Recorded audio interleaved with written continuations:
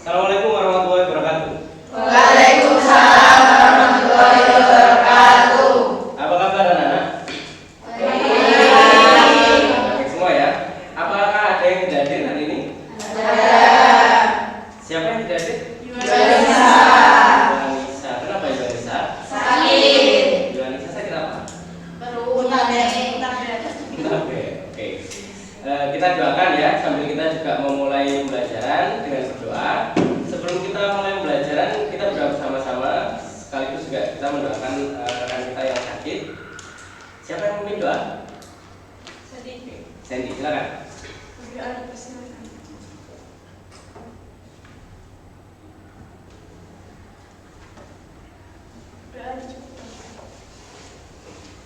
Terima kasih Sandy. Baik, sebelum saya mulai, saya akan sedikit membahas tentang pembelajaran pada pertemuan sebelumnya. Ya, masih ingat kan? Pada pertemuan sebelumnya kita sudah membahas tentang kalor, tetapi hubungannya dengan pemuaian zat. Pada saat itu kita bahas salah satunya tentang zat padat, kemudian juga ada tentang zat gas. Ada yang masih ingat nggak waktu itu? Yang kita bahas apa? Oke, Putri silakan. Itu apa namanya, kabel listrik yang longgar itu. Kabel listrik yang longgar. Kenapa longgar, Putri? Ya soalnya untuk pas siangnya kan memuai, tapi nanti malamnya tuh penyusutan, jadi harus di. Jadi kabel listrik itu dilonggarkan katanya Putri supaya apa? Kalau siang dia memuai lebih longgar lagi tidak ada masalah, tapi jaga nih kalau malam ya. Kalau malam dia jadi pemuaian juga berlawan dengan penyusutan. Ketika dia kena suhu kena panas, yang terjadi dia memuai. Tapi begitu pun sebaliknya, ketika dia kedinginan juga terjadi penyusutan. Itu yang terjadi pada bahan-bahan tertentu. Ada lagi selain itu? Ada yang masih ingat apa yang kita bahas kemarin? Rel kereta api. Rel kereta api. Bagaimana Pak? Rel kereta api? Jadi susunannya berapa celah yang dilebihkan? Susunan rel kereta api ada Celah yang celah kosongnya. Kenapa dikasih celah? sama kayak kamar listrik kan. Jadi Sama. pas siang nanti bakal memuai, tapi nanti pas malam itu bakal menyusut. Oke.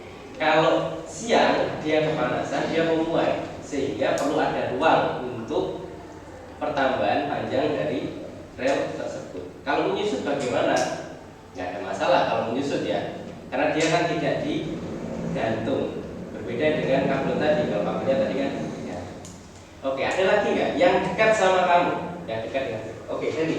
Jendela yang pecah karena pemuaian. Jendela yang pecah karena pemuaian. Kenapa nggak bisa pecah? Karena tidak diberi celah pada jendela dan bingkainya. Oke, jadi ada kejadian katanya Sandy ini ya, ada kejadian jendela itu bisa pecah kacanya. Kenapa? Karena kepanasan. Kok bisa pecah? Karena kacanya ini juga memuai, kayunya juga memuai. Tapi kalau tidak diberi ruang, maka dia akhirnya bertemu.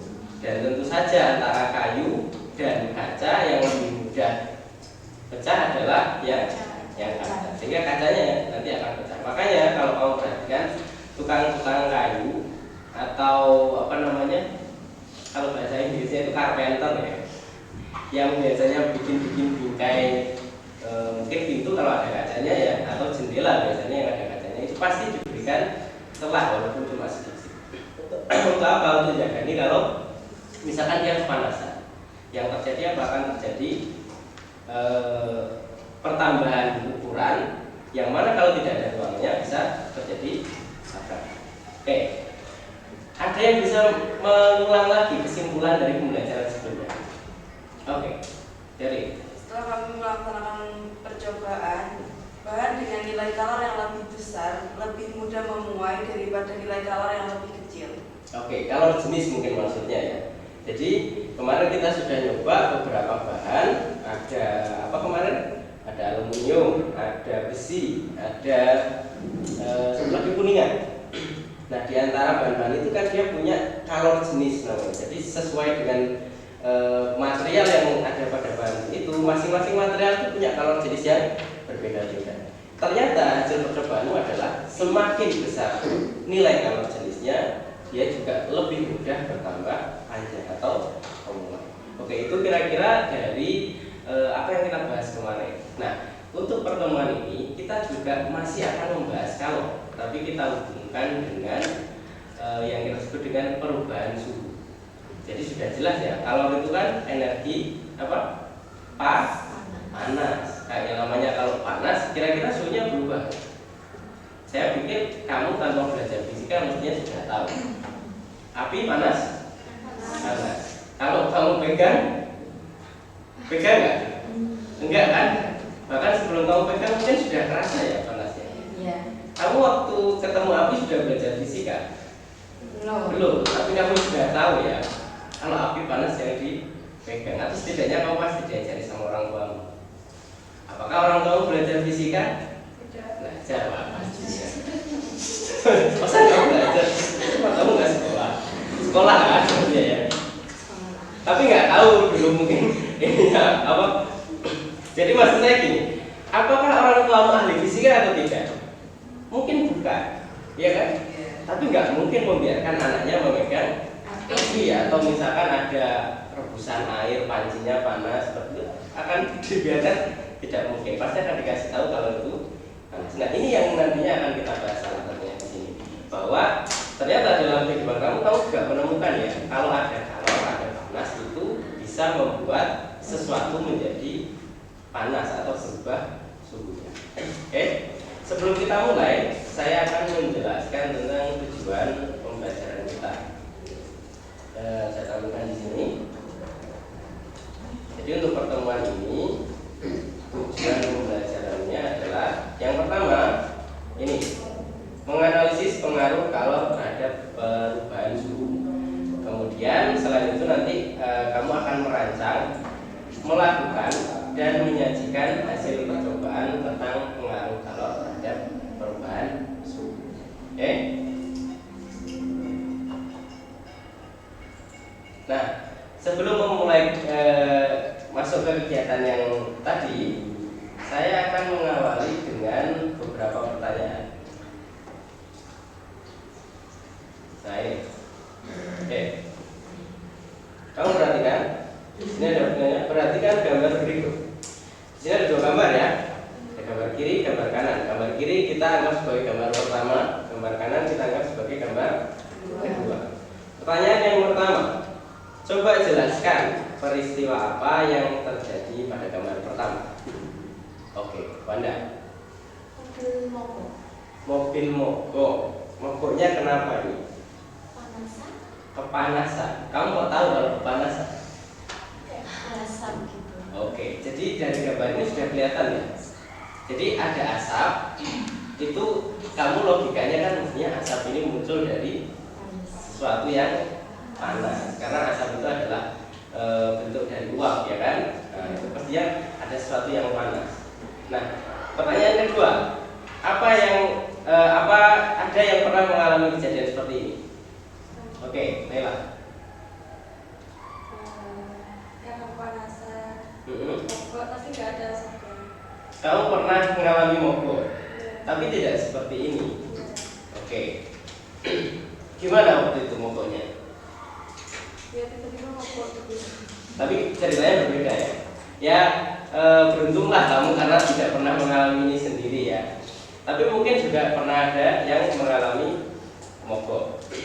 Oke, saya lanjut ke pertanyaan selanjutnya ya. Nomor 3. Menurutmu apa yang menjadi penyebab terjadinya peristiwa tersebut? Coba jelaskan. Oke. Karena kepanasan. Karena kepanasan. Oke, berarti sama seperti jawabannya Wanda tadi ya. Kepanasannya ini gimana? Kok bisa kepanasan ya mobil? Kipas pendinginnya bermasalah. Kipas pendinginnya bermasalah. Kamu tahu berarti di mobil itu ada kipas pendinginnya. Atau yang secara umum biasanya itu disebut dengan sistem pendingin dari mobil. Sebenarnya nggak cuma kipas, ada bagian yang lain. Next, pertanyaan selanjutnya. Nah, sekarang kita gambar kedua. Bagaimana dengan gambar kedua? Aktivitas apa yang sedang dilakukan seseorang pada gambar tersebut? Oke, silakan. Orang yang menuangkan cairan ke mobil. Orang yang menuangkan cairan ke mobil. Cairan apa itu? Pertanyaan selanjutnya. Radiator. Cairan radiator. Kok kamu tahu? Kok tahu radiator? Karena saya pernah lihat ayah saya menuangkan gitu-gitu. Oke, kamu pernah menuangkan yang gitu-gitu ya, yang seperti di gambar ini. Terus kamu tanya ke ayah kamu, Ya, saya tanya. itu apa gitu ya? Oke, betul sekali. Memang benar. Ini biasa disebut dengan cairan radiator. Jadi yang dimasuki ini adalah salah satu komponen dari radiator atau yang kita sebut dengan tadi sistem pendingin. Nah, pertanyaan selanjutnya, mengapa mesin mobil harus diberi cairan tersebut? Dan oke, silakan. Supaya dingin, Pak. Supaya dingin. Bagaimana fungsinya? Bagaimana cairannya berfungsi? Tahu nggak? Nggak tahu. Ada yang lain? Oke. Cairannya saat dimasukkan langsung melumuri mesinnya. Oke. Cairannya saat dimasukkan itu melumuri mesinnya. Ini jawabannya Faras seperti itu ya. Nanti kita cek apa benar jawabannya Faras memang fungsinya sistem pendingin atau radiator itu seperti yang dijawab. Tapi nanti ya di belakang. Nah, sebelum kita membahas itu, sekarang saya minta untuk kamu berkelompok ya. Kamu berkelompok, kamu bentuk karena ini jumlahnya berapa tadi? 16 ya, harusnya 17 sekali tidak masuk satu. Kamu bentuk kelompok menjadi 4 dengan masing-masing anggota. Silakan kamu berpindah, geser. Gimana? Mejanya dibentuk kelompok. Silakan. Boleh mejanya digeser.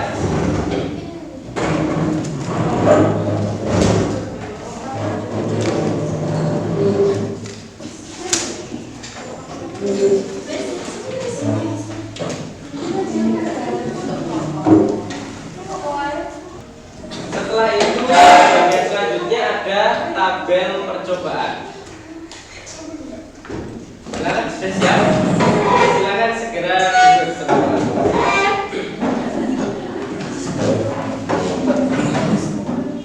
Sudah menerima lembar kegiatan masing-masing kelompok?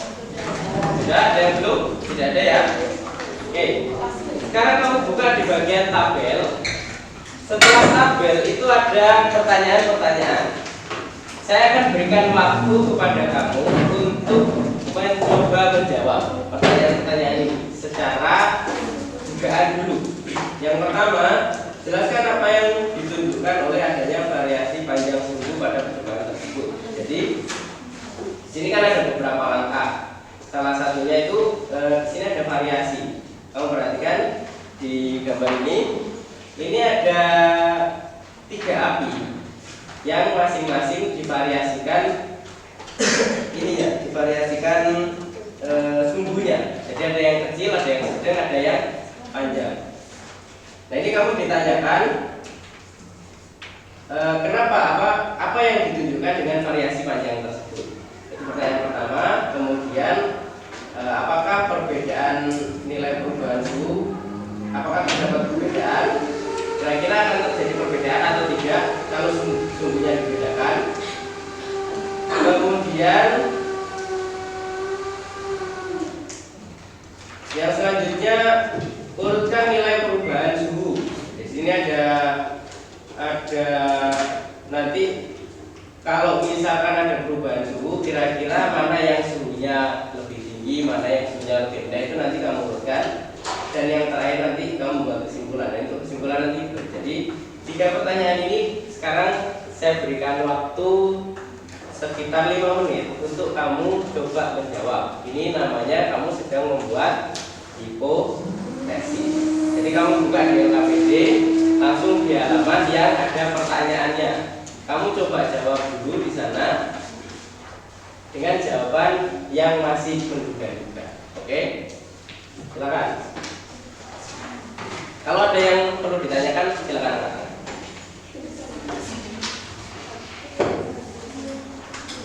Belum.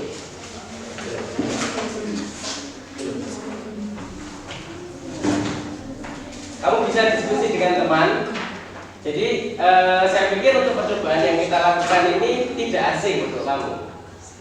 Kalau mungkin kamu pernah pakai kompor gas atau kompor listrik juga. Oke, kalau kompor listrik nggak kelihatan tapi ya, kompor gas yang ada apinya.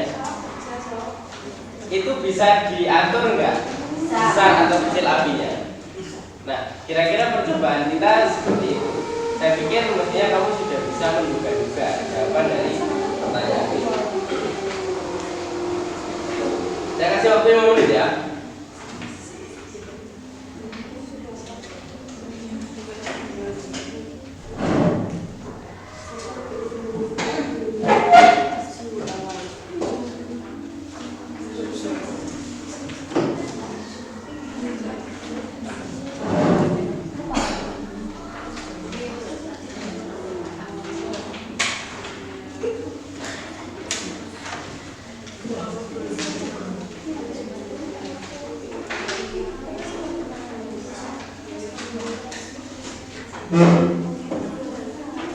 Gimana? Ada kesulitan? Kira-kira? Untuk menjawabnya ada kesulitan? Ya, apa ya? Kamu jawab ini dulu, kira-kira dulu aja, nggak apa-apa. Kamu jawab apa namanya? Istilahnya juga. Kamu ini kayaknya kalau seperti ini ya.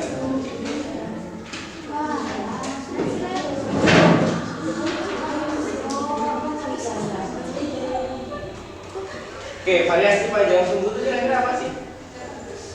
Apa yang ingin ditunjukkan dengan panjang sumbunya dibedakan?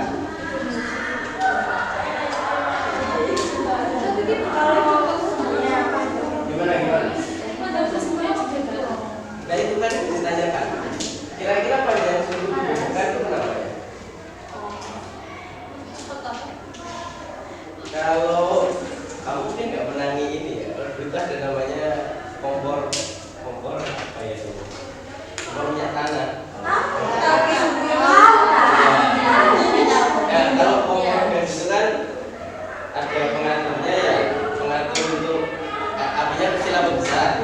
Itu kira-kira kalau kompor gas itu yang diatur apa? Kalau dibesarkan, berarti kan bukaan gasnya lebih besar. Kalau dikecilkan, bukaan gasnya lebih kecil. Nah kalau ini lebih manual lagi. Jadi kalau begitu ada kompor namanya kompor minyak tanah. Kompor minyak tanah ini cara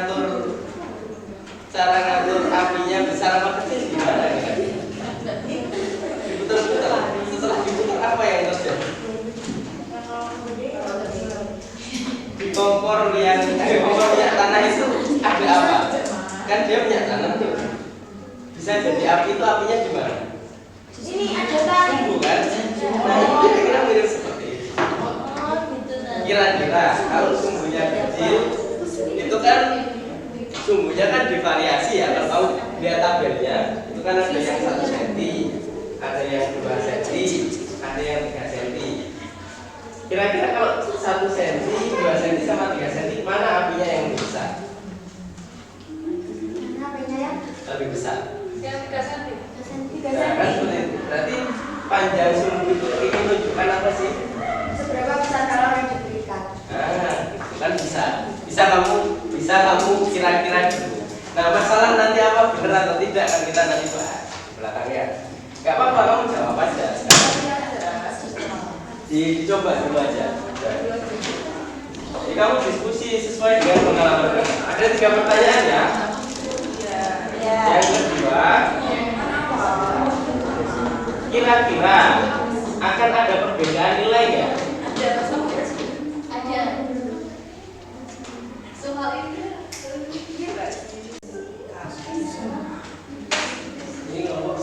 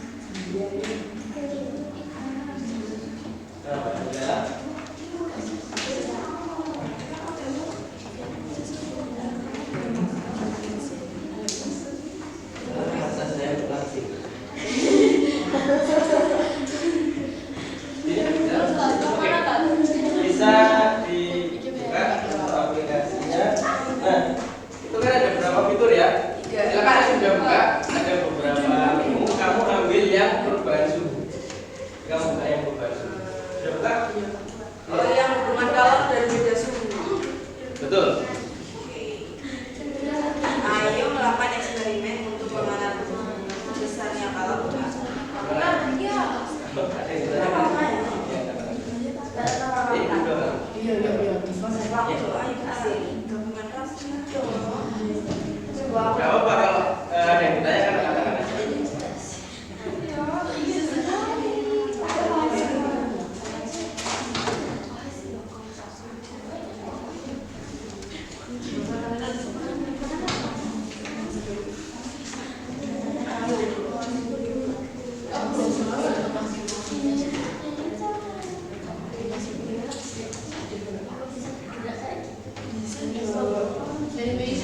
Oke, kamu sudah buka sekarang. Itu kamu munculkan yang ini. Oke. Nah, presentasi ini kan ada beberapa buku. Kita ambil satu buku yang sesuai dengan pembahasan kita, yaitu ya hubungan kalor dan dengan gerakan. Sudah buka? Oke. Kamu klik yang apa, tombol play. Iya. Terus kamu ambil menu yang ya nanti dilihat bareng. Kamu menu yang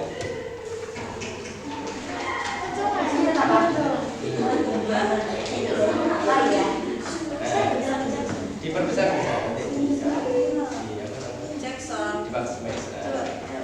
Kamu ambil menu yang bahasa Indonesia dan kalor dan pendek. itu pada yang pada perubahan. Kayak ini ada macam-macam kalor dengan massa, kalor dengan ya ambil yang buka yang menu. Oke. Kalau sebelumnya kan kamu sudah pernah saya ajak ke laboratorium ya. Nah, zaman sekarang itu laboratorium tidak selalu nyata. Jadi ada juga yang virtual seperti yang kita pakai di pembelajaran kita sekarang. Nah, gimana apakah ini nanti sesuai atau tidak? Nah, itu nanti kamu coba aja. Sesuai nggak ya kira-kira dengan yang terjadi pada kehidupan yang sebenarnya? Gitu. Terus ditulis di sini ada hasilnya. Hasilnya ditulis seperti yang hasilnya ditulis di LKPD kan? Ada tabel ya.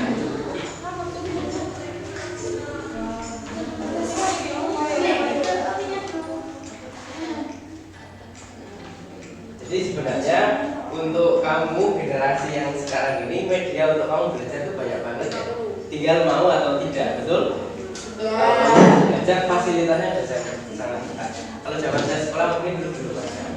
Sekarang sudah. Ada yang bermasalah? Oke, sudah ini. Nah itu kamu perhatikan apa tulisannya?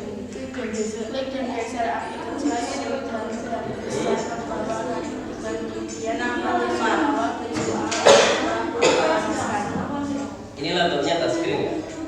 Itu di close dulu. Dicek langsung kan? Dicek ya. Kita cek. Ya betul, betul. Dia cek ya.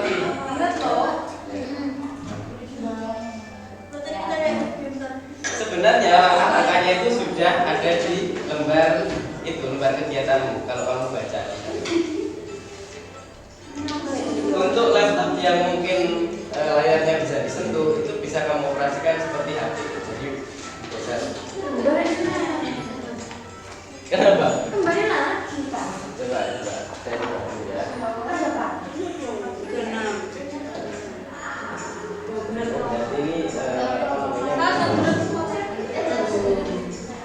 Lihat benar semua. Oh, makasih ya Pak. oke.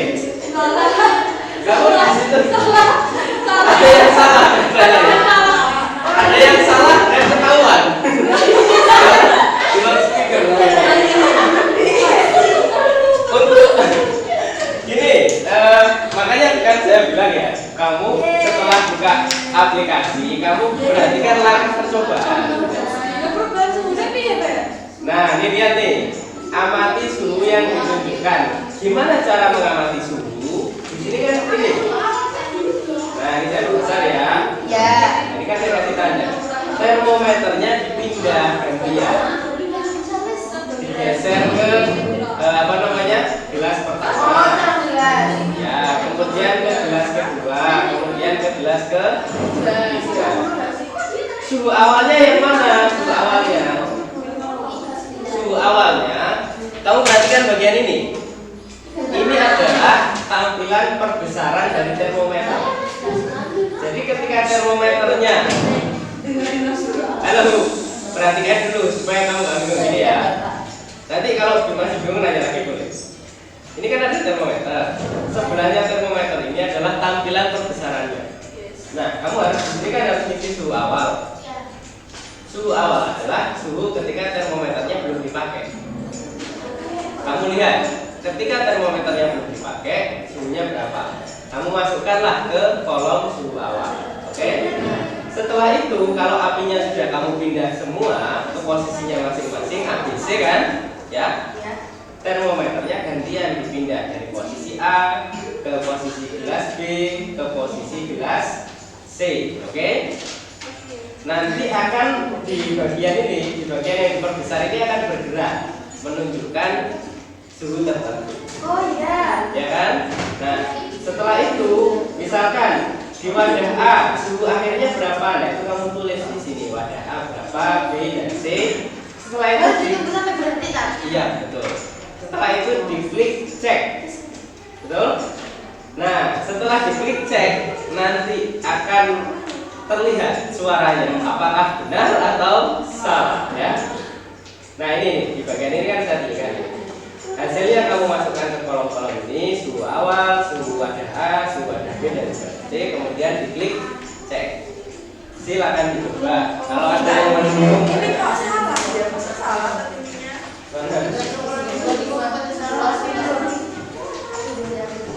oh begini. Kenapa kamu bilang? Bukan, maksudnya cara tahu menaikkan suhu itu bukannya ini dikurangi ini, bukan? 36 kurangi 5.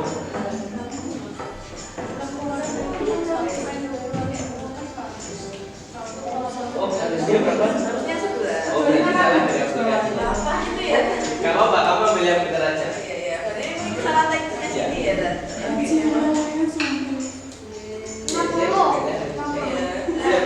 Gimana caranya? Iya. Yang lain kan? Belum kita coba. Kalau lucu sih kan? Kalau lucu sih kan? Ya, memang supaya kamu nggak jenuh ya, jadi dikasih variasi. Tunggu sampai berhenti.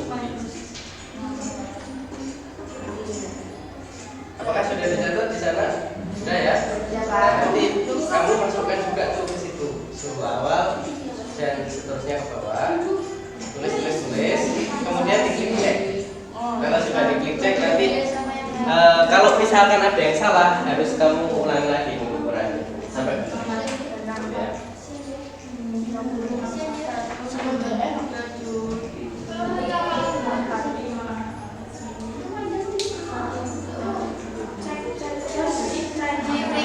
Cek ya Pak.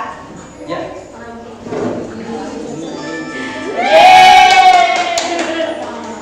Cek lagi ya. Ini juga ini. Oh, nyari korban.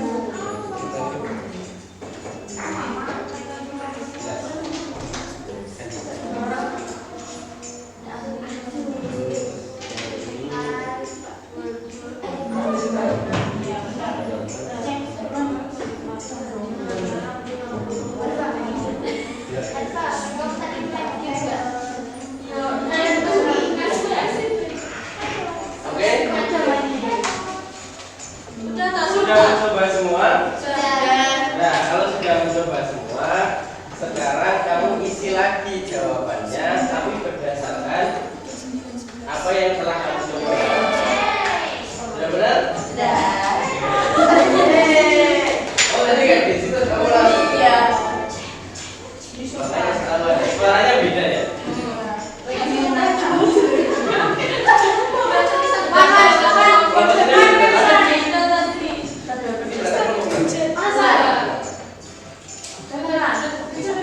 Ya. Dikoreksi lagi berikutnya. Kemudian setelah itu kamu isi jawabannya.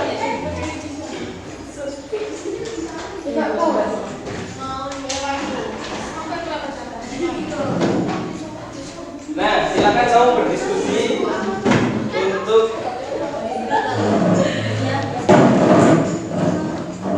mengisi jawaban ya.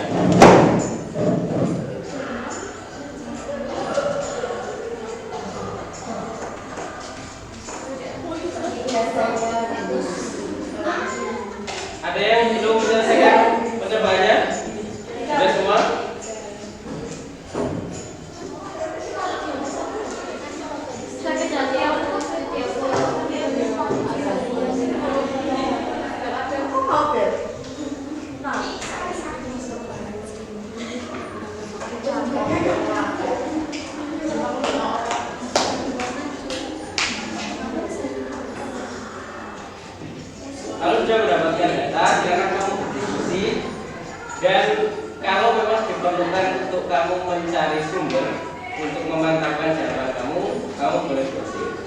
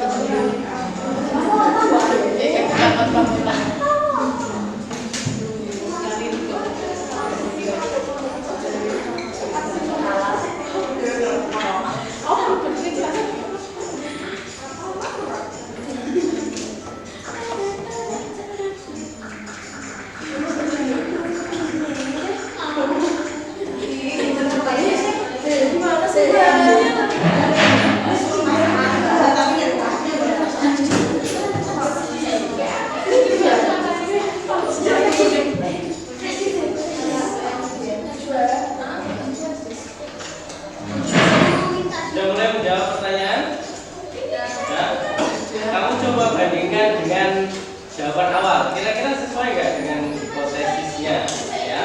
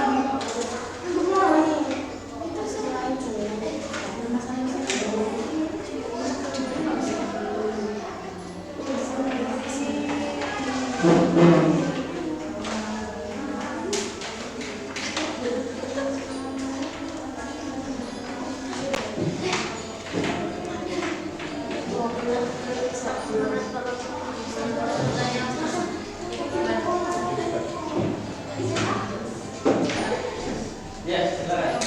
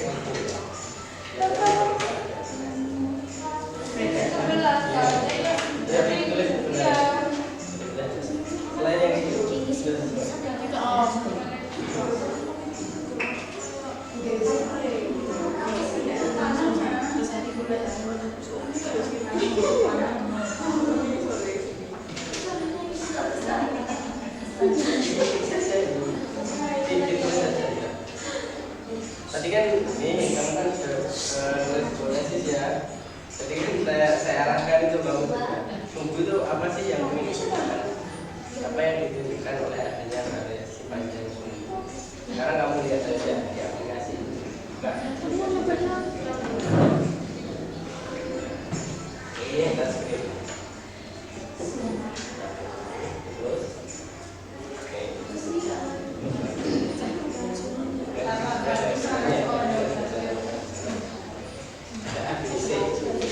Kira-kira yang sumbunya panjang yang mana? Yang C, yang sedegan, yang B, yang paling kecil, yang A. Jadi kan ditunjukkan dengan ini ya. Yang membedakan apa? Yang terlihat panjang sumbu. Yang sumbu pengaruh ke apa sih yang kelihatan?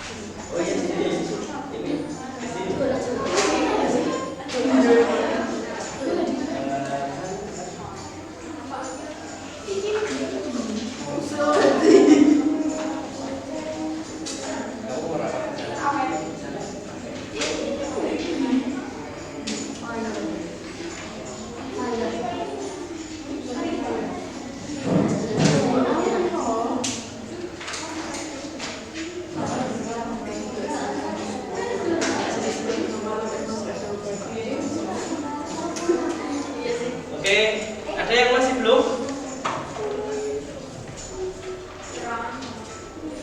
Dari Sultan? Tidak ada? Sudah. Kalau sudah, saya minta tolong musiknya dipelankan ya. Itu musik dari aplikasinya ya? Gak apa-apa, tapi dipelankan aja. Oke. Waktu untuk diskusi dan menjawab pertanyaan sudah habis. Jadi saya akan minta salah satu atau mungkin nanti kalau waktunya masih cukup mungkin saya kita tambah lagi untuk maju ya, maju untuk menjelaskan hasilnya. Dan nanti dari kelompok yang lain memperhatikan dulu ya, jangan mainan dulu. Jadi kamu kan sudah melakukan pekerjaan.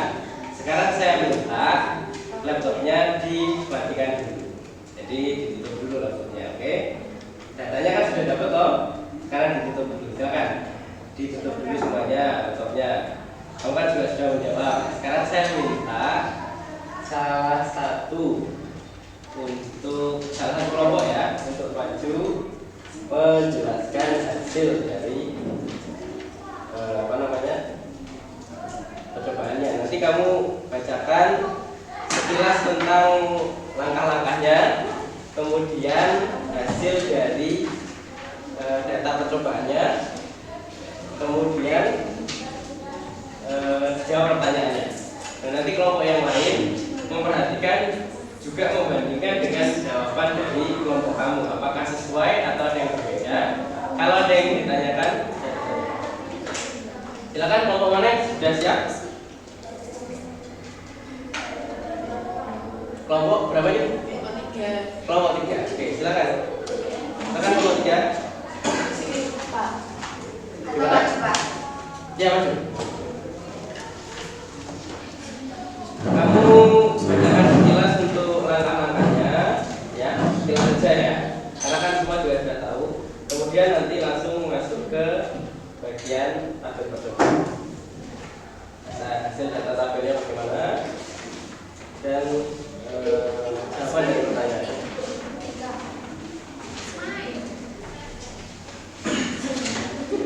Sebelumnya diperkenalkan anggotanya juga ya. Assalamualaikum warahmatullahi wabarakatuh. Waalaikumsalam warahmatullahi wabarakatuh. Perkenalkan, kami dari kelompok 3. Saya Amanda Ella Putri, bisa dipanggil Putri. Saya Katika Kusari, bisa dipanggil Lia. Saya Bella Rizal Ramesing, bisa dipanggil Bella.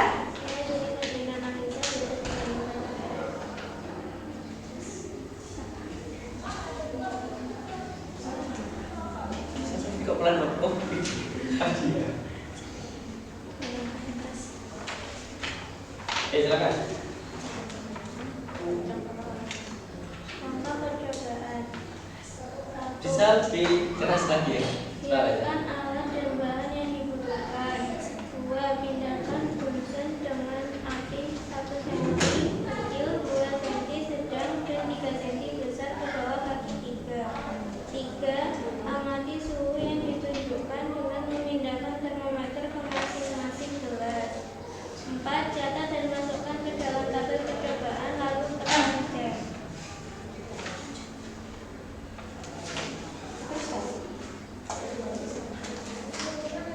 Ya, itu. Terus sampai ke data, sampai ke menjawab pertanyaan. Ya. Datanya bagaimana? Dari yang tadi telah kita amati dan kita kerjakan, kita sudah mendapatkan tabel percobaan, yaitu yang volume air 200 ml, panjang sumbunya 1 cm, suhu awalnya itu 25 derajat Celcius, suhu akhirnya 36 derajat Celcius, dan perubahan suhunya 9 derajat Celcius. Dan yang kedua, yang panjang sumbunya 2 cm, suhu awalnya 25, sama, suhu akhirnya 50 derajat Celcius, dan perubahan suhunya 25 derajat Celcius. Yang ketiga, dengan panjang sumbu 3 cm, suhu awalnya sama 25 derajat Celcius, suhu akhirnya 64 derajat Celcius, dan perubahan suhunya 39 derajat Celcius. Dan sesuai pertanyaannya, Jelaskan apa yang ditunjukkan oleh adanya variasi panjang sumbu pada percobaan tersebut. Variasi panjang sumbu ada beberapa besar kalor yang diberikan karena semakin panjang sumbu semakin besar juga apinya. Apakah terdapat perbedaan nilai perubahan sumbu pada masing-masing sumbu? Jika iya, jelaskan bagaimana perbedaannya. iya, terdapat perbedaan. Air yang dipanaskan dengan sumbu paling pendek memperoleh nilai perubahan suhu yang paling rendah. Begitu pula dengan air yang dipanaskan dengan sumbu yang lebih panjang, berurut semakin besar nilai perubahan suhunya.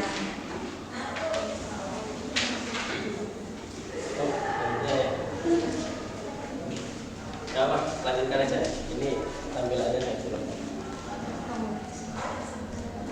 Pertanyaan yang ketiga, urutkan nilai perubahan suhu dari yang terkecil ke yang terbesar berdasarkan panjang ketiga sumbu. Perubahan suhu terkecil ditemukan pada sumbu 1 cm, kemudian sumbu kedua cm, dan perubahan suhu terbesar pada sumbu 3 cm.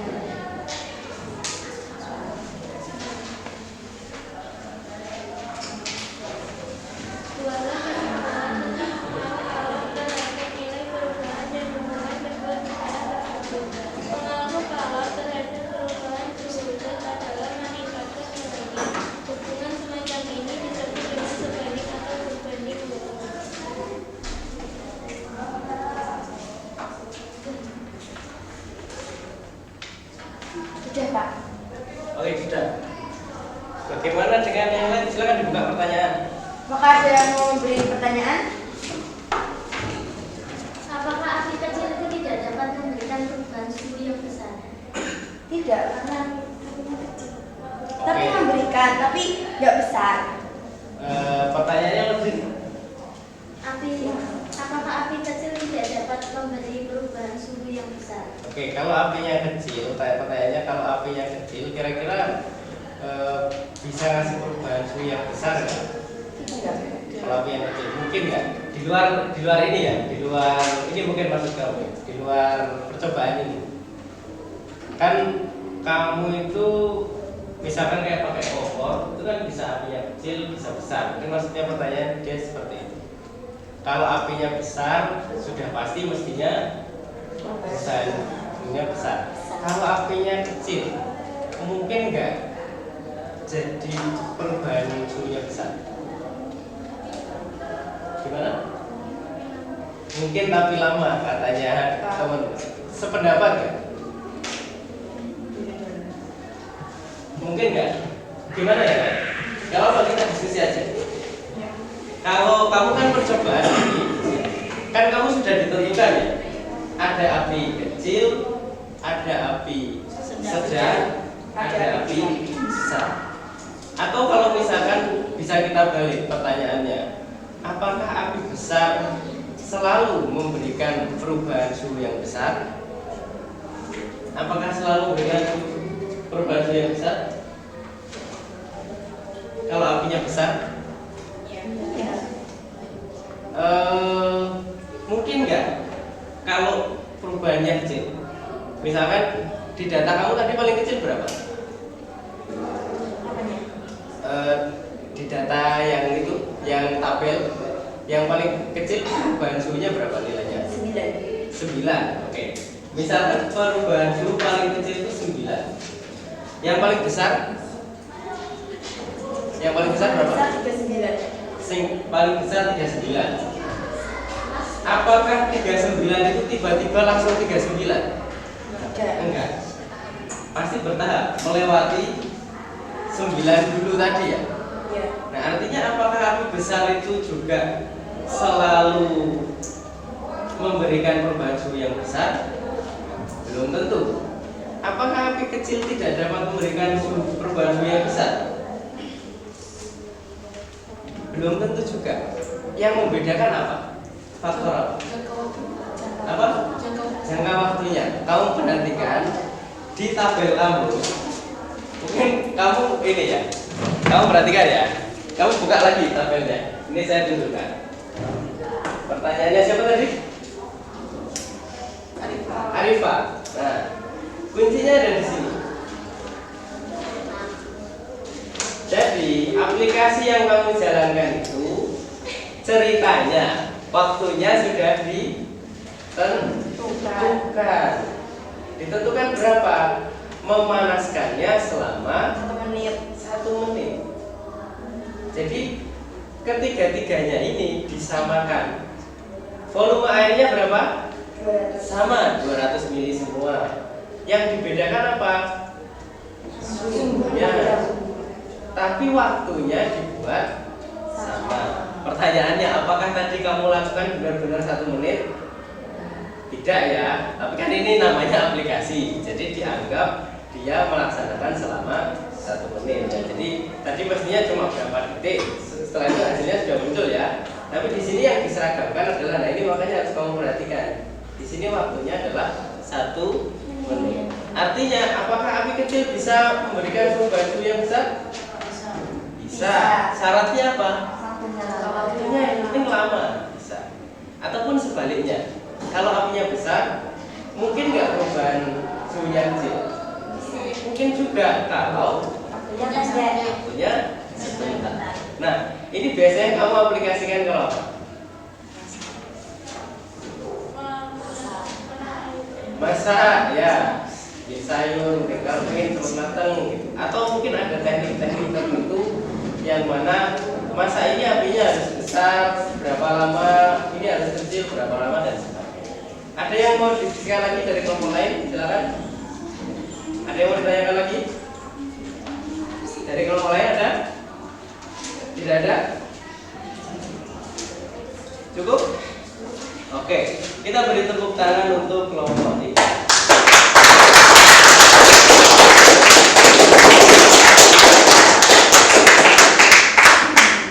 Silakan duduk.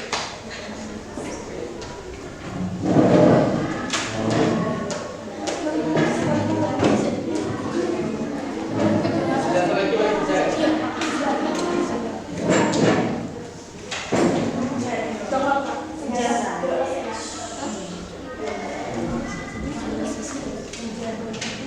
Ada yang maju lagi? Silakan. Mungkin satu kelompok lagi. Ada yang sudah siap dengan jawabannya? Sudah sepakat semua dengan hasilnya tadi? Kalau datanya sama semua, data hasil percobaannya sama semua, pastinya sama semua ya, karena itu aplikasi itu ya sama semua. Coba tadi ada yang menanyakan, ada yang perlu dikoreksi sepertinya dari perhitungan dari aplikasi tersebut. Perhitungannya ya, jadi harusnya berapa tadi?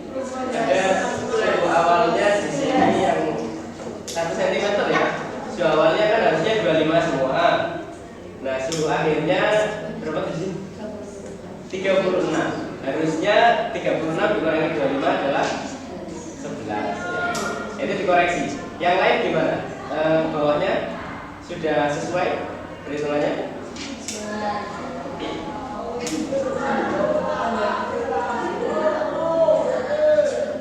Sampai sini untuk tadi masih ada yang perlu didiskusikan nggak? Tidak ada? Kalau sudah tidak ada, sekarang saya minta untuk laptopnya dirapikan dulu ya. Silakan dimatikan, disimpan dulu. Dan sekarang kamu perhatikan ke depan. Tadi kan kamu sudah melaksanakan percobaan. Tolong ditutup dulu, dimatikan dulu semuanya, laptopnya disimpan lagi di tempatnya tadi di mana. Silakan dimatikan dulu. Nah, sekarang kamu perhatikan di sini. Tadi kamu kan sudah menjawab pertanyaan ini, dan kamu juga sudah melakukan percobaan tentang gimana sih pengaruhnya kalor terhadap perubahan suhu. Tadi kesimpulannya gimana kelompok 3? Kesimpulannya adalah Pengaruh kalor terhadap perubahan suhu zat adalah meningkatkan nilainya. Oke. Semacam ini disebut sebagai Oke, menurut kelompok 3 pengaruhnya kalor itu bisa meningkatkan nilai perubahan suhu. Yang lain gimana? Ada yang berbeda? Apakah ada temuan yang sebaliknya? Jadi kira-kira gini, antara api kecil, api sedang, dan api besar itu maksudnya adalah menunjukkan ada kalor yang ada yang panasnya kecil, ada yang panasnya sedang, ada yang panasnya besar. Ternyata yang panasnya kecil perubahan suhunya kecil dalam waktu yang sama loh ya. Ingat, dalam waktu yang sama. Kemudian yang panasnya sedang, perubahan suhunya juga lebih besar dari yang pertama, dan yang terakhir yang apinya paling besar perubahan suhunya juga paling besar. Nah, sekarang mari kita tonton video ini dulu ya.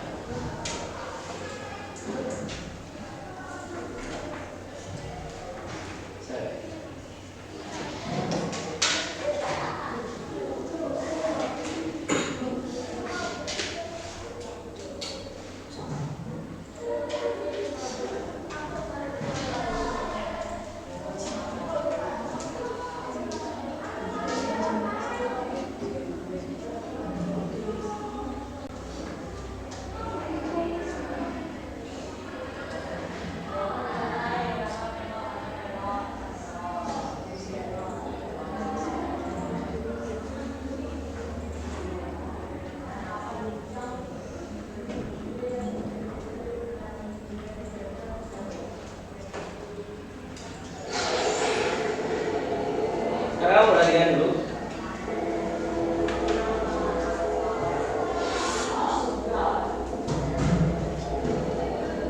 Oke, kasih dulu kegiatan ya. Tunjuknya, amatilah waktu yang diperlukan diperlukan untuk kenaikan suhu 10 derajat Celcius. Perhatikan ya, clue-nya adalah amati waktu. Airnya bermassa 100 gram. Next.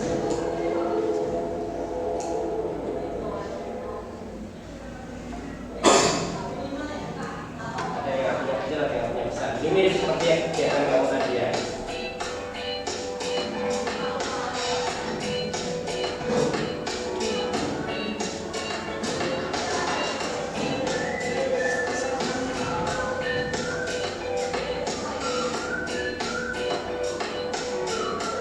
Ada keterangannya, fenomena dalam video ini telah dipercepat 5 kali. Jadi kalau benar-benar dilaksanakan nyata, ya tidak cepat.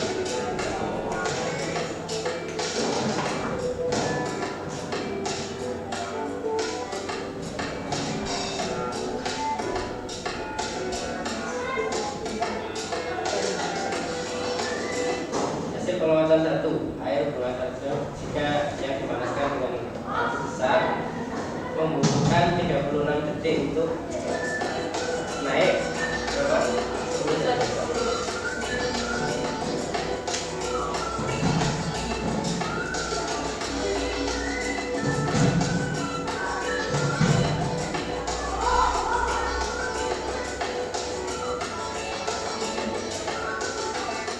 Pengamatan 2, untuk api kecil membutuhkan 44.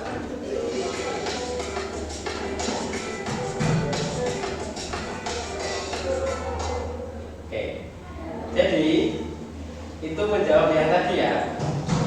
Apakah api kecil bisa apa namanya? Selama yang dari ini aku banyak menggunakan. Kita mulai dulu. Sini. Jadi apakah api kecil bisa menaikkan suhu lebih besar? Bisa. Syaratnya waktunya. Apakah api besar bisa suhunya kenaikan suhunya kecil? Bisa. Yang penting waktunya sebentar. Nah, kalau percobaan yang di video ini, apa tadi yang disamakan adalah yang disamakan adalah perubahan suhunya. Jadi sama-sama mencari perubahan suhu 10 derajat Celcius. Yang dicari adalah berapa lama waktu yang diperlukan. Ternyata kalau apinya kecil perlu waktu lebih besar atau lebih banyak atau lebih lama?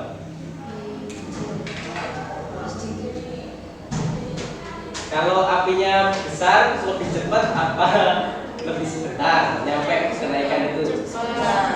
Lebih cepat juga. Lebih cepat atau lebih lama? Lebih cepat. Kalau apinya kecil? Oke. Jadi itu ya simpelnya. Berdasarkan video tersebut ini ada pertanyaan. Berdasarkan video tersebut apa yang dapat kamu simpulkan? Simpulannya apa? Apa? Coba ulangi lagi. Apa yang tadi? Kalau pakai api yang kecil untuk mencapai perubahan suhu yang diinginkan membutuhkan waktu yang lama. Sementara jika api yang digunakan besar bisa lebih cepat. Oke. Untuk nilai perubahan suhu yang sama, tentu saja api kecil itu butuh waktu yang lebih lama. Begitupun sebaliknya kalau api yang besar butuh waktu yang lebih cepat untuk perubahan suhu yang sama ya. Kemudian nah ini berikan salah satu contoh fenomena atau penerapan dari percobaan.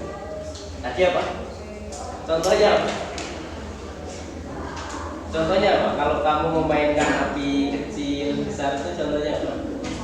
Masak apa? Masak air. Biasanya ini ya enggak air banget ya. Masak mie pernah? Pernah. Masak sayur bisa? Bisa. Nah, ada beberapa teknik dalam memasak itu. Contohnya ini yang saya tahu dari istri saya ya. Ini saya kasih tahu sedikit kamu. Jadi ini memang saya alami dalam kehidupan. Jadi ada satu teknik memasak itu untuk mengeluarkan minyak dari apa namanya sayuran. Apa namanya? Minyak nabati mungkin ya. Saya juga nggak terlalu paham. Tapi yang jelas dia itu harus dimasak dengan api kecil dan tidak boleh ada apa bulu-bulu. Ini. Iya, tidak boleh ada itu. Nah nanti itu akan keluar apa namanya minyak yang punya kandungan yang baik. Jadi orang masak sayur itu katanya, kata istri saya ya, kayak saya juga nggak tahu. Itu yang bagus adalah tidak terlalu matang sayurnya, dimasak dengan api yang kecil dalam waktu yang lama. Jadi ini salah satu aplikasinya. Jadi tidak selalu api itu ya memang kalau mau cepat, misalnya kamu mau mandi air hangat, ya pengen cepat ya pasti harus apinya besar supaya mendidihnya cepat karena airnya juga banyak ya kan. Nah, tapi salah satu contoh yang lain ternyata bisa diterapkan juga itu untuk memasak. Dan saya yakin kalau di keilmuannya juru masak atau chef itu mestinya ini juga dipelajari. Ternyata fisika berhubungan juga dengan itu ya, apa namanya? Apa itu? Kata bukan atau ilmu masak lah ya kira-kira. Itu ternyata seperti itu. Salah satunya misalkan kamu masak sop, itu untuk mengeluarkan minyak yang punya kandungan apa namanya omega 3 itu harus dengan cara seperti itu. Tidak boleh sampai ada dan saya gagal ternyata karena saya diminta mempraktekkan itu ternyata salah. Next, tadi masih ingat gak dengan pertanyaan-pertanyaan di awal? Masih ingat? Oh yang air. Tentang pendingin dari mobil, ya kan? Tadi pertanyaan terakhir yang dijawab Faras kan pertanyaannya adalah itu cairan apa sih? Cairan radiator. Cara kerjanya gimana? Nah, ini mari kita bahas.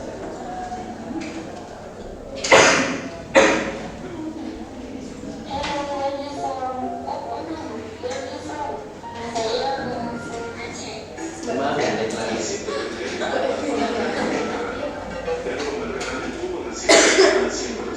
selama mesin dihidupkan. Tentu itu berbahaya karena panas tersebut bisa melelehkan komponen mesin. Untuk mengatasinya, mesin harus dilengkapi dengan sistem pendingin. Lalu seperti apa cara kerja sistem pendingin tersebut? Prinsip kerja sistem pendingin adalah memanfaatkan perpindahan panas dari media panas ke udara.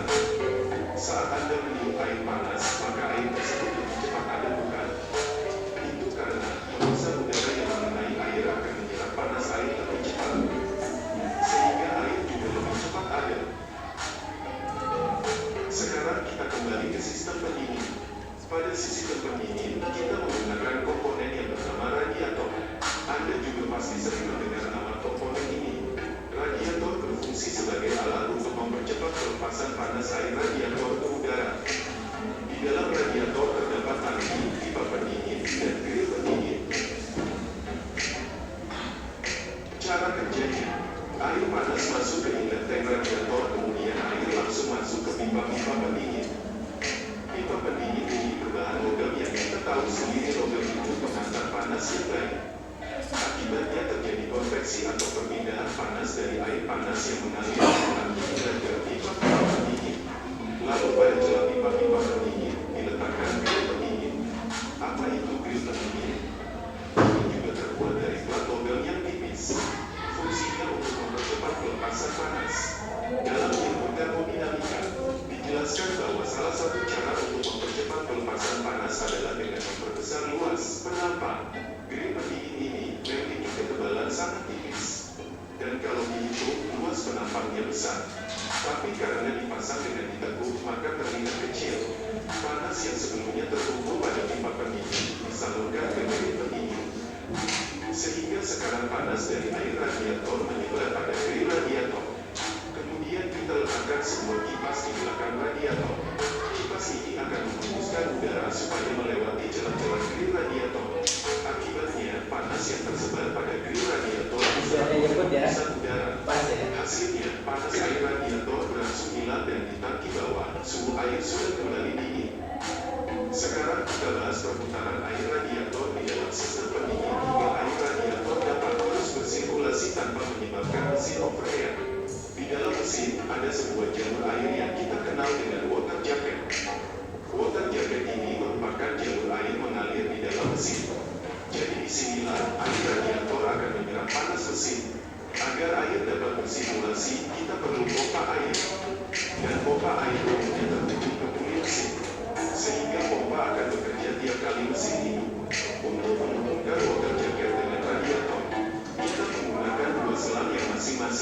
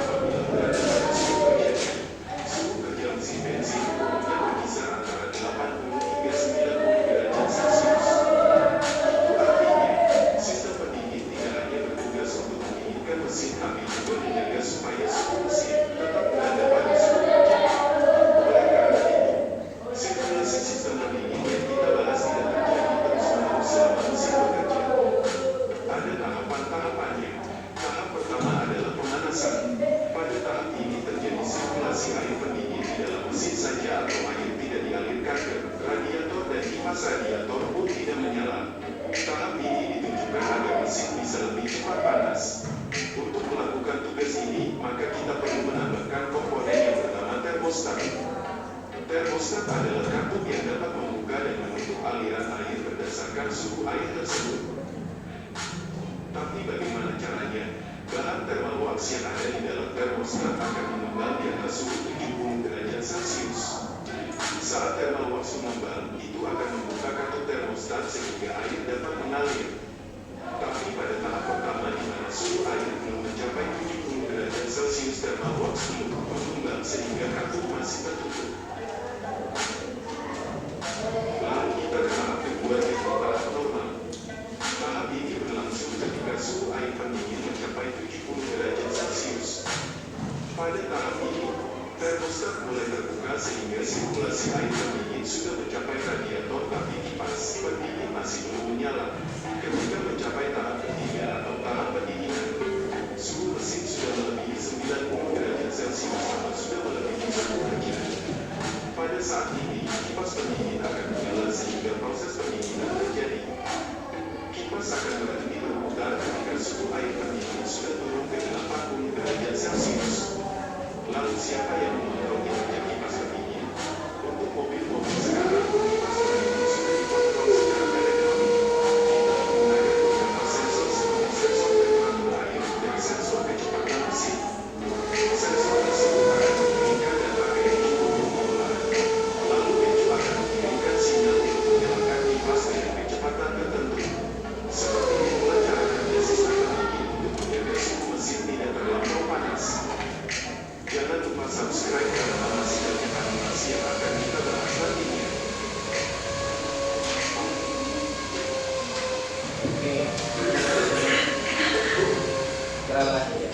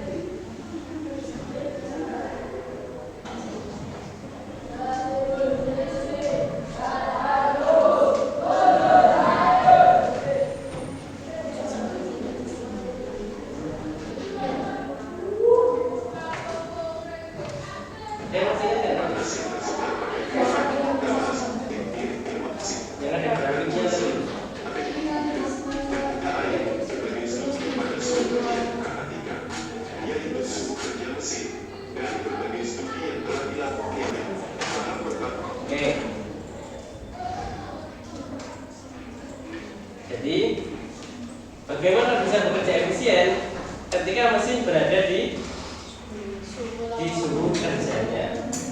Nah, masalahnya apakah mesin bisa dikontrol suhu kerjanya? Kalau mesin saja tentu saja tidak bisa. Makanya tadi perlu ada namanya sistem pendingin. Berapa suhu kerja mesin tadi? 80 sampai 90. Bagaimana mempertahankan suhu kerja mesin selama mesin beroperasi? Gimana? Iya. Tadi di sistem pendingin itu kan kamu tadi sekilas sudah tahu ya, ada yang namanya sensor suhu. Artinya apa? Yang telah kamu lakukan tadi bahwa dengan memberikan kalor, kamu kan sudah mencoba, kamu ngasih kalor ke satu cairan air. Oh ternyata suhunya bisa naik, dan suhu yang naik itu bisa kita ukur, ya kan? Nah, dengan mengetahui ukuran itu, maka dapat ada alat yang kita sebut dengan sensor suhu. Sensor suhu ini nanti yang mengatur bagaimana bekerjanya sistem pendingin. Kalau dia terlalu panas, maka yang tadi di cairan yang dimasukkan tadi, bapaknya siapa tadi yang masukkan? Yes, sama, saya juga sama seperti itu. Saya juga melakukan, memang harus supaya aman ya, supaya tidak terjadi overheat. Jadi harus ada coolant water tadi atau air pendingin tadi. Ada sensor suhu yang akan mengatur. Nanti kalau misalkan panas, kipasnya diputar, kan tadi gitu ya. Kalau dia sudah mencapai suhu yang diinginkan, kipasnya berhenti. Dan begitu pun seterusnya. Ketika misalkan nanti dia panas lagi, kipasnya muter lagi. Kalau dia sudah mencapai suhu yang diinginkan atau suhu kerjanya tadi, maka dia akan berhenti. Oke? Sampai sini ada yang mau ditanyakan? Nah tadi kita akan membahas tentang ini ya, hubungan antara kalor dan perubahan suhu. Oke, saya tuliskan di sini. Ini adalah persamaan dari kalor. Apa kamu sudah pernah melihat ini sebelumnya? Sudah pernah belajar ini sebelumnya? Pastinya sudah waktu SMP. Q ini adalah apa? Kalor. Kemudian ada M. M ini kamu sudah tidak asing. Massa. Oke, jadi kalor itu dipengaruhi massa. Tapi tadi yang kita bahas kan belum kita bahas itu ya. C ini apa C? Kalor jenis. Di situ sudah ada tulisannya ya, kalor jenis. Kalor jenis ini dibedakan apa ya? Dibedakan oleh bahan apa yang kita pakai. Contohnya kamu tadi yang kamu panaskan itu apa? Di virtual lab kamu. Air. Maka kalor jenisnya adalah kalor jenis air. Kemudian yang terakhir adalah delta T. Kamu perhatikan, ketika kamu melakukan percobaan tadi, masanya sama nggak? Sama kan? 200 mililiter. Mililiter itu sebenarnya ukuran volume, tapi kan kalau ditimbang, kalau sama-sama 200 mililiter, pasti masanya sama. Oke? Kemudian C-nya sama nggak? C itu kalor jenis. Tadi yang kamu panaskan air semua. Artinya kalor jenisnya sama. Berarti nilai massa dan nilai kalor jenis di sini saya tetapkan atau biasanya disebut dengan konstan. Konstan itu apa? Konstan itu bernilai tertentu. Misalkan kita umpamakan dia nilainya A, misalkan seperti itu. Maka Q akan sama dengan A kali delta T. Betul? Nah sekarang dengan nilai A yang tetap, misalkan Q-nya semakin besar. Tadi kan kamu ingat ada sumbu kecil, ada sumbu sedang, ada sumbu besar. Berarti kalau sumbu kecil itu misalkan kita anggap dia Q1 yang nilainya kecil, maka di sini ada delta T 1 yang tadi ternyata nilainya adalah berapa? 11. Kemudian ada Q2, makin besar nggak apinya? Iya, berarti Q-nya semakin besar. Kalau dalam persamaan, kalau sejajar gini, kalau Q-nya semakin besar, mestinya delta T-nya juga semakin besar. Bener nggak tadi menurut percobaan? A-nya kan tetap ya, A-nya kan tetap A. Nah ini menjadi delta T 2. Kemudian yang terakhir Q3 ini yang paling besar, A-nya tetap A karena masanya sama, karena bendanya juga sama-sama air. Maka di sini yang berubah adalah delta T 3. Nah hubungan ini tadi kan disimpulkan ya, hubungan ini adalah kalau yang sini besar ini ikut besar, ini makin besar. Ini yang paling kecil, ini yang lebih kecil. Ini jadi lebih besar, ini juga ikut lebih besar. Ini dibesarkan lagi, ini juga ikut lebih besar. Nah hubungan ini dikatakan hubungan sebanding atau berbanding lurus. Bisa dikatakan sebanding atau berbanding lurus. Artinya apa? Kalau di satu besaran itu dinaikkan, ya dia ikut naik. Kalau kecil ya dia ikut kecil. Pengaruhnya sama. Ada juga hubungan yang lain itu adalah berbanding terbalik. Berbanding terbalik gimana? Kalau yang satu besar, yang satu jadi kecil, atau yang satu kecil, yang satu jadi besar. Hubungannya seperti itu. Oke? Sampai sini ada yang perlu ditanyakan? Tidak ada. Sebelum kita akhiri seperti biasa, kita simpulkan dulu ya. Nanti kamu akan saya berikan latihan soal. Kesimpulannya tadi apa? Yang pertama, dari yang kamu laksanakan. Yang pertama tadi apa? Kamu sudah mencoba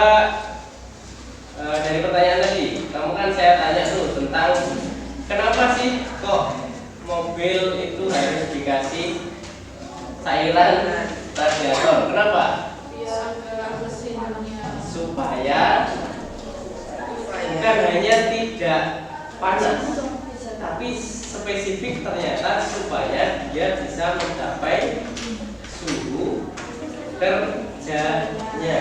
Kenapa? Karena mesin paling efisien ketika ada di suhu kerjanya. Mesin itu juga nggak boleh terlalu dingin. Kamu pernah nggak kendaraanmu didiamkan terlalu lama, terus pas mau nyalakan lagi agak susah, betul? Ya nggak bisa juga kalau mesin terlalu dingin.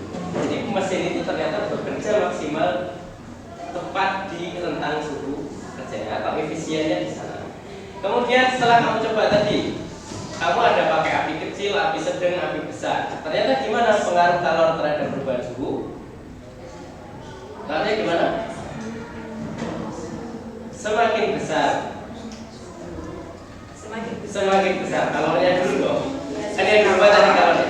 Semakin besar kalor, semakin besar juga perubahan suhunya. Terus tadi kan ada yang nanyakan tuh, tadi juga kita bahas, apakah api kecil tidak bisa memberikan perubahan suhu yang besar? Bisa, kalau waktunya panjang. Apakah api kecil bisa ngasih perubahan suhu yang besar? Bisa, kalau waktunya panjang. Apakah api besar bisa memberikan perubahan suhu yang kecil? Bisa juga, kalau waktunya pendek. Nah, itu tinggal kamu manfaatkan sesuai dengan kebutuhan. Nah, sebelum kita akhiri, saya akan berikan latihan soal ya. Latihan soalnya adalah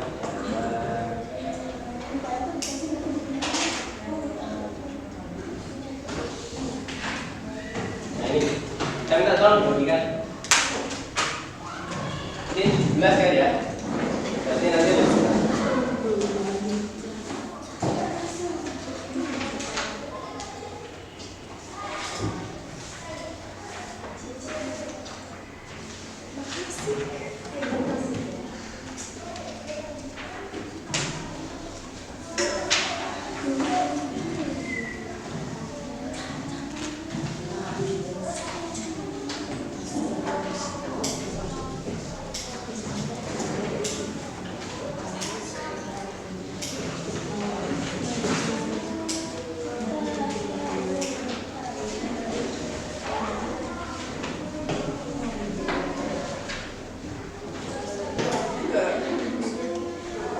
nomor 2 siapa? Siapa nomor 2? Sebelahnya aja ya.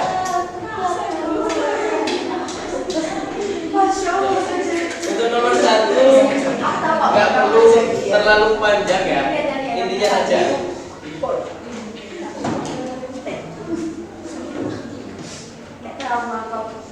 Untuk yang lain, tolong diperhatikan bagaimana pekerjaan kamu.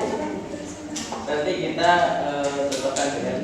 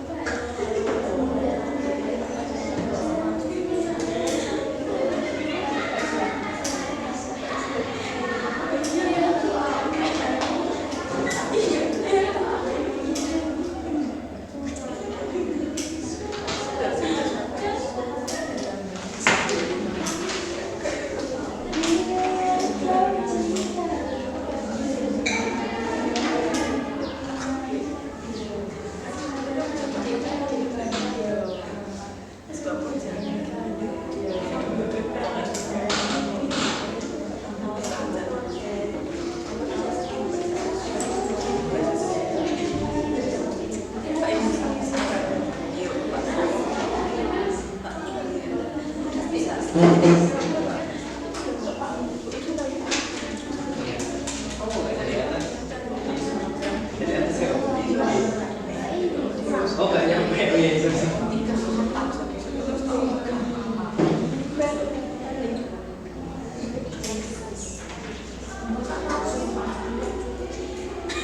Yang lain gimana? Ada kesulitan? Ada yang mau ditanyakan? Nomor 1. Dasar percobaan tersebut. Pengaruh kalau terhadap perubahan nilai pembantu tadi sudah kita bahas berulang-ulang ya. Intinya apa?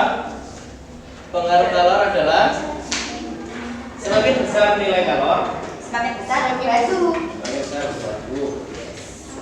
Yes. Dan kesimpulannya hubungannya bagaimana? Berbanding lurus. Berbanding lurus atau sebanding. Kalau jawabannya intinya seperti itu berarti sudah. Nah,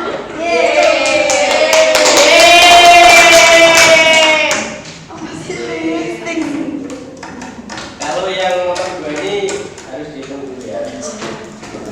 Pokoknya jumlahnya itu Persamaannya sesuai dengan persamaan yang tadi. Ini air juga ya. Air sebanyak 300 gram, suhunya 24 derajat Celcius. Dipanaskan dengan energi sebanyak 1500 kalori. Nah, energi itu macam-macam ya. Satuannya macam-macam. Ada yang kalori, ada yang joule. Kalau energi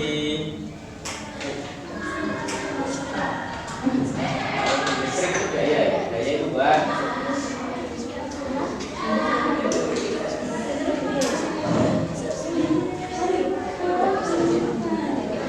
Kalau di listrik itu satuan energi tahu nggak kamu? listrik. Ada yang listriknya pakai pulsa? Ya, oke, banyak ya. Token, oke. Kamu kalau beli token itu dapat apa sih? Oke, nomornya dimasukkan kan? Iya. Apa yang berubah? warnanya jadi hijau lampunya. Warnanya jadi. Kamu lihat di angkanya.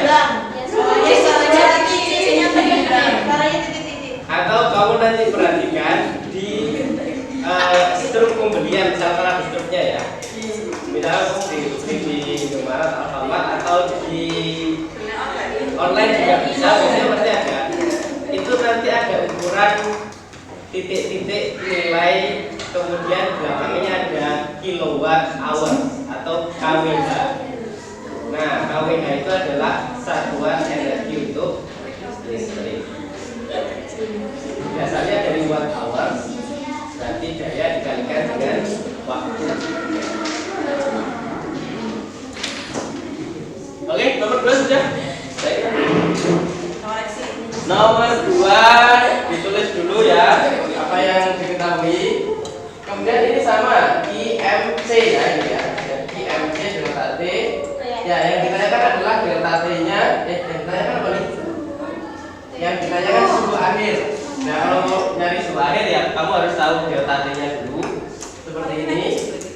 Karena delta T-nya 5, suhu awalnya kan ini. Ya. Berarti suhu akhirnya adalah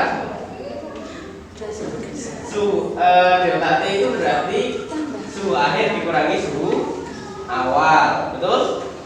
Karena delta T-nya 5 ditulis di sini. Ini yang ditanyakan.